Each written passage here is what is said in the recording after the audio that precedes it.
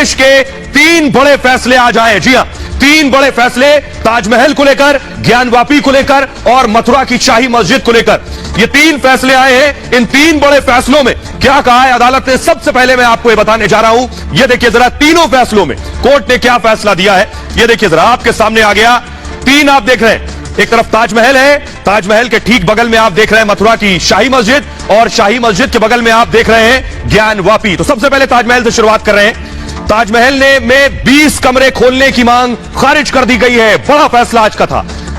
Taj Mahal, court ने कहा ताजमहल किसने बनवाया, रिसर्च करो जाकर। कोर्ट ने कहा पहले यूनिवर्सिटी जाए और पीएचडी करके आए। कोर्ट ने कहा आपके हिसाब से इतिहास नहीं पढ़ा जाएगा।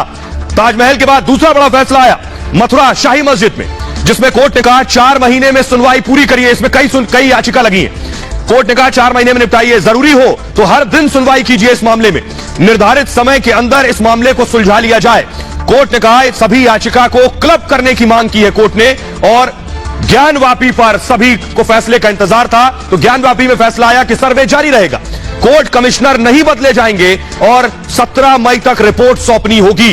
ताला तोड़कर भी सर्वे होगा, ताला खुलवाइए वरना तोड़कर भी सर्वे होगा। और इस फैसलों के बाद असदुद्दीन ओवैसी क्या कह रहे हैं, जरा उन्हें सुनिए। मैं इसको गलत मानता हूं। मेरा मानना यह है कि ये ऑर्डर 1991 एक्ट का वायलेशन करता है। ये ऑर्डर सुप्रीम कोर्ट का जो बाबरी मस्जिद राम मंदिर का टाइटल डिस्प्यूट में जो ऑनरेबल जजेस ने 5 जजेस ने कहा कि ये एक्ट हमारे सेकुलरिज्म और बेसिक स्ट्रक्चर का हिस्सा है। आप कैसे इसके खिलाफ जाते हैं? आप एक प्रॉपर्टी, एक मस्जिद की नेचर और कैरेक्टर को चेंज कर रहे हैं आप इस तरह का सर्वे ऑर्डर करके। लेकिन सर अगर सर्वे करेंगे तो सच्चाई बाहर आएगी, पता चलेगा कि क्या था।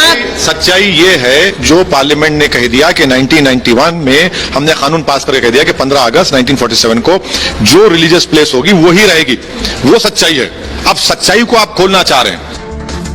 तो असदुद्दीन ओवैसी को आप सुन रहे थे, वो क्या कह रहे हैं। 3 बड़े फैसले मैंने आपको बताए, अब तफसील से बताते हैं। सबसे पहले सबसे बड़ा फैसला जिस पर पूरे देश की नजरें और निगाहें टिकी हुई थी, वो था ज्ञानवापी।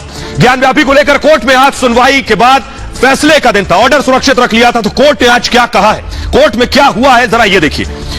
कोर्ट में आज जज जब पहुंचे उसके बाद सभी पक्ष ध्यान लगाकर फैसले का इंतजार कर रहे थे। 12 बजे फैसला आना था, लेकिन 2 बजे के बाद आया।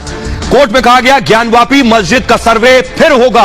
पहली बात, 17 मई से पहले दोबारा सर्वे होगा और रिपोर्ट 17 मई को सौंपनी है। ज्ञानवापी के चप्पे चप्पे का सर्वे होगा। इससे पहले कहा जा रहा था यहां का सर्वे की इजाजत है, यहां की नहीं है, वहां नहीं जाने दिया गया। कोर्ट ने एक लाइन में कह दिया ज्ञानवापी के हर जगह का सर्वे होगा, हर कोने का सर्वे होगा, पूरे ज्ञानवापी परिसर की वीडियोग्राफी होगी।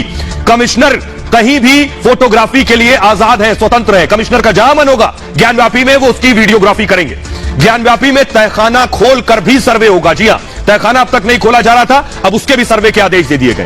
ताला खोलकर सर्वे करिए और खुल नहीं रहा है तो तोड़कर भी सर्वे होगा, यह कहा जज ने। सुबह 8 बजे से दोपहर 12 बजे तक सर्वे की इजाजत दी गई है। कोर्ट कमिश्नर नहीं बदले जाएंगे, मुस्लिम पक्ष की दलील थी और अपील थी कि कोर्ट कमिश्नर बदले जाएं।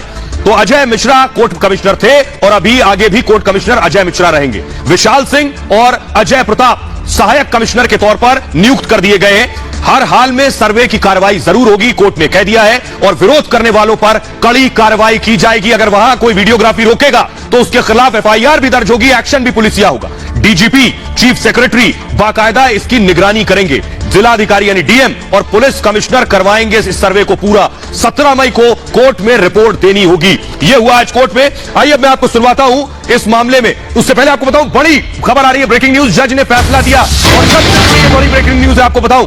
खबर यह है कि कहा जा रहा है कि जज ने बात कही है कि ज्ञानवापी फैसले पर जज का परिवार डरा हुआ है। उनका कहना है कि परिवार में डर है, इसे मूव करेंगे। जज दिवाकर के घर में डर का माहौल है। सोचिए, जज ने कहा है कि माहौल ऐसा बन गया है जिसके बाद घर में भी डर का माहौल है। जज की सुरक्षा पर पत्नी और मां परेशान है। तो आइए अब आपको सुनवाता हूं जरा वो लोग जो कोर्ट के अंदर मौजूद थे जब यह फैसला सुनाया जा रहा था। परसों यानी 14 तारीख को जो सर्वे करने जाएंगे उन्हें मैं आपको सुनवाने जा रहा हूं, सुनिए जरा। सांस्कृतिक न्याय की इस लड़ाई में महादेव की हमें कृपा प्राप्त हुई है। हम अत्यंत हर्षित हैं। पूरा काशी हर हर महादेव कर रहा है।